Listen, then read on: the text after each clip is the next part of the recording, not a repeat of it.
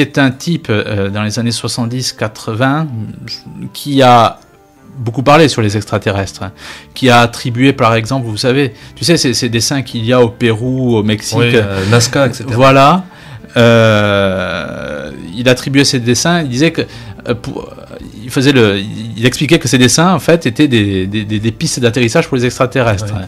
C'était complètement fumeux parce qu'à côté de ça, on attribuait toute une connaissance aux extraterrestres, des extraterrestres qui venaient du fin fond de l'univers, mais qui étaient incapables d'atterrir sans ces fameux oiseaux. C'est complètement contradictoire. Ouais. Enfin, pour la Suisse, donc il y a l'histoire de Däniken, il y a des histoires de sectes qui sont rattachées, comme l'OTP, l'ordre du temple solaire, ou autres, qui ont l'OTS, pardon, qui ont toute une dévotion, par exemple, pour la planète Orion. Ah oui, tu parles beaucoup dans ton livre, en effet, du rapport qu'ont un certain nombre de sectes et de groupes ésotériques avec l'ufologie et les mythes extraterrestres. C'est très intéressant. Ouais. Et on trouve, par exemple, sur Orion, c'est Crowley qui voue un culte à Orion. Ah, Aleister Crowley, oui. La secte de Scientologie aussi s'intéresse beaucoup. Enfin, il y a toute une notion d'extraterrestre avec, je me souviens plus du nom, mais il y a, c'est ce que je... Le mouvement raélien aussi. Le mouvement raélien, etc., etc. Mais la Suisse a un concentré comme ça, il semblerait, pour un intérêt, pour un élan extraterrestre. Et la dernière en date, c'est par exemple, c'est en Suisse que l'on a découvert la première exoplanète. Une exoplanète étant une planète qui n'appartient pas à notre système solaire. Et la première que l'on a découverte était une exoplanète gazeuse. Et ça, c'est tout à fait curieux, parce que quelques années après, c'est-à-dire dans les années 90, 95 me semble-t-il, on a découvert une exoplanète tellurique, c'est-à-dire comme la Terre, avec un sol donc dur, et un sol terrestre.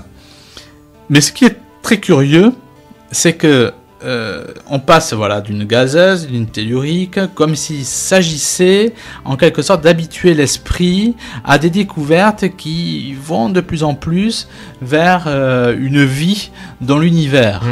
On a vraiment l'impression que la plupart des scientifiques aujourd'hui veulent absolument finir par découvrir des extraterrestres et préparent le terrain dans cette optique. Tout à fait. Et en Suisse, on a découvert ces exoplanètes. Mais on n'a jamais expliqué que ces exoplanètes pouvaient être autre chose que des planètes.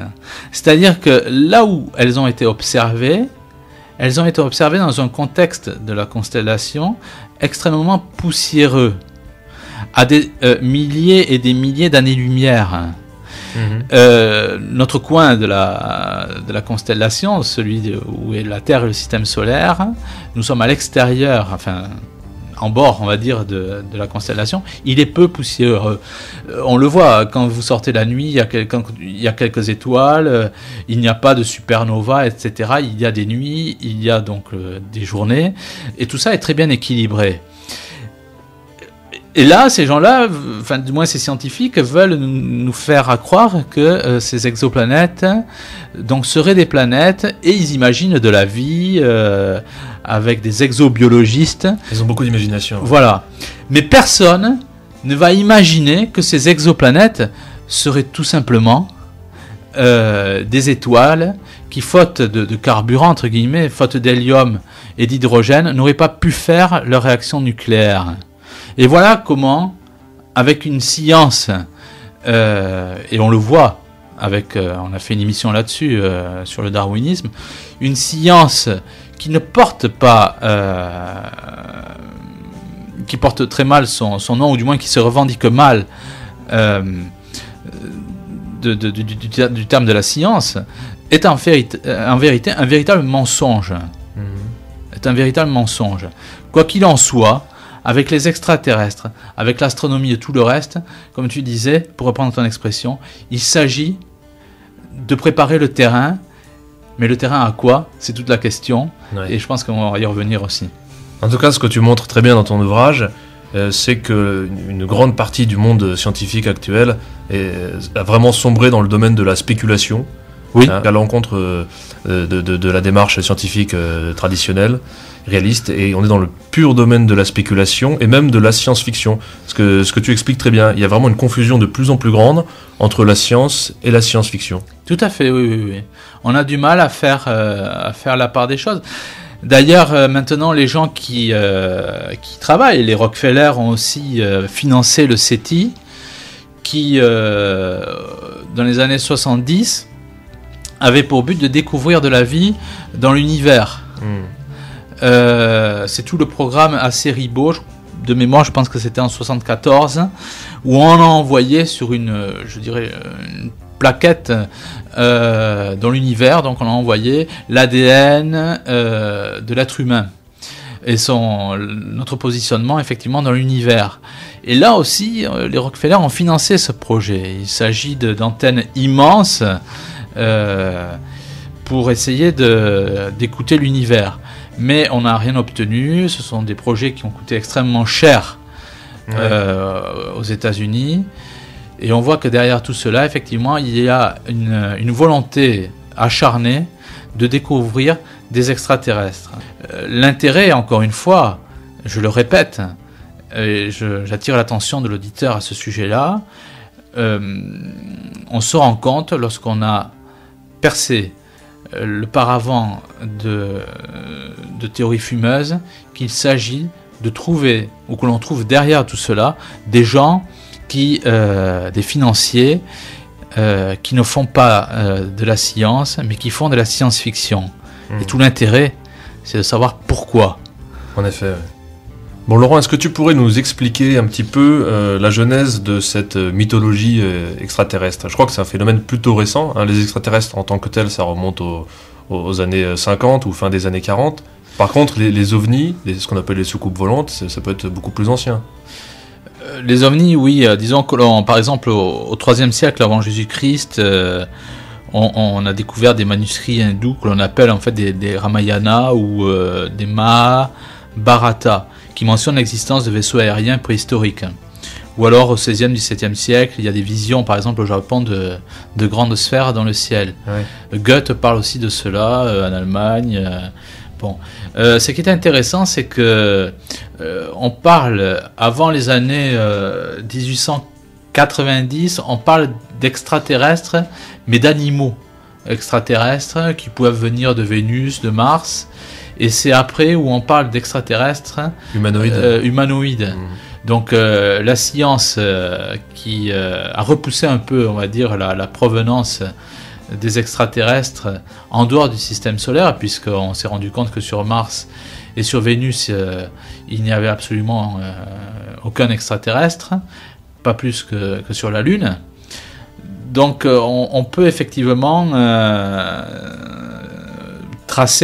avoir une traçabilité pour les extraterrestres à partir de cette période. La science-fiction ensuite, notamment avec Herbert Wells, qui a étudié la biologie sous la direction par exemple de Huxley. Et en 1898, il a publié La guerre des mondes. Donc c'est dans cet ouvrage, c'est le premier ouvrage où on a des intelligences extraterrestres.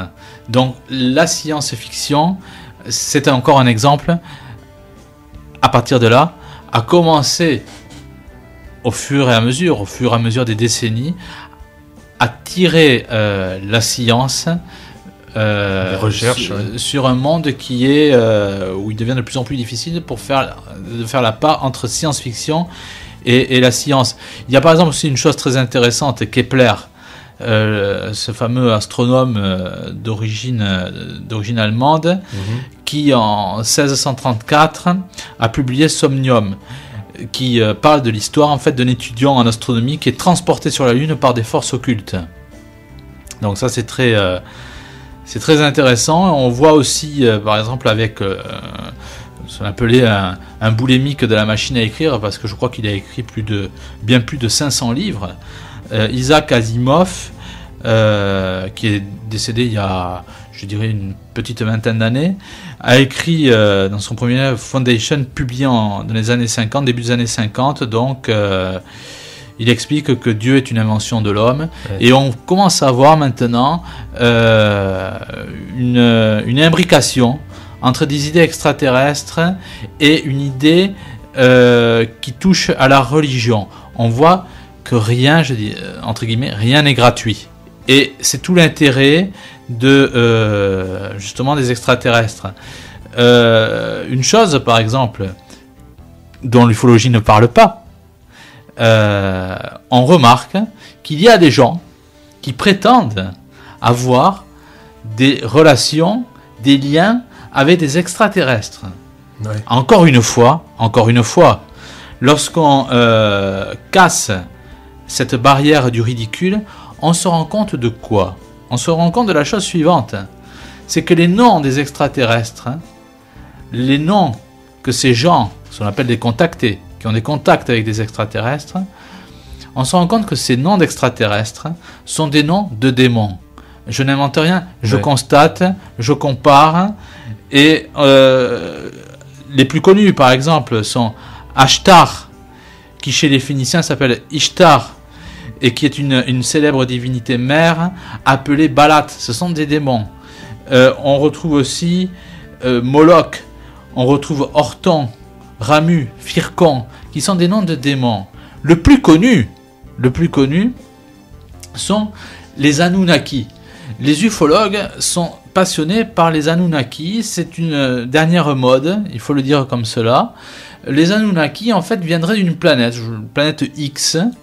Et cette planète fut un temps, je ne sais trop quand, il y a peut-être des milliers d'années, était menacée.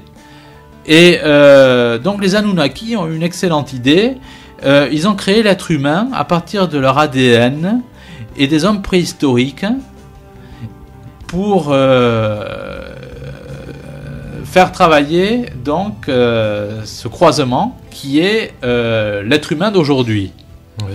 Soit, je n'ai rien contre, bien qu'il y ait beaucoup de choses à dire sur ces croisements d'ADN qui, à mon sens, ne sont pas possibles. Mais on se rend compte de la chose suivante. C'est une théorie de Zecharia Sitchin, qui est un homme qui a travaillé en Israël, qui est aussi quelqu'un qui est bercé par l'ufologie, la science-fiction. Et les Anunnaki ne sont ni plus ni moins, et c'est très curieux, que les 7 gardiens de l'enfer dans la civilisation de Sumer. Et encore une fois, il s'agit de casser, toujours pareil, d'aller au-delà des interprétations ou des beaux récits que l'on nous livre. Et on se rend compte que ces noms, effectivement, d'extraterrestres sont des noms de démons, notamment des démons de l'empire de la civilisation, pardon, de Sumer. Et la question qu'on peut se poser, c'est est-ce qu'il s'agit ou est-ce qu'il ne s'agit pas avec de vieilles idées de faire des habits neufs? N'assistons-nous pas de ce fait à la résurgence d'idées païennes dont les extraterrestres seraient les ambassadeurs? Et là, on commence à toucher à un sujet qui est, je dirais, sensible, et on se rend compte que les extraterrestres ne sont pas effectivement des personnes comme ça, ou des humanoïdes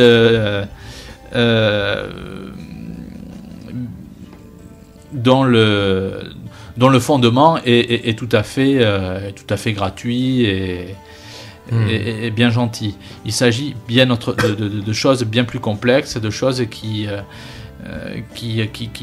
nous ramènent à la mythologie, et notamment à des choses assez inquiétantes de la mythologie.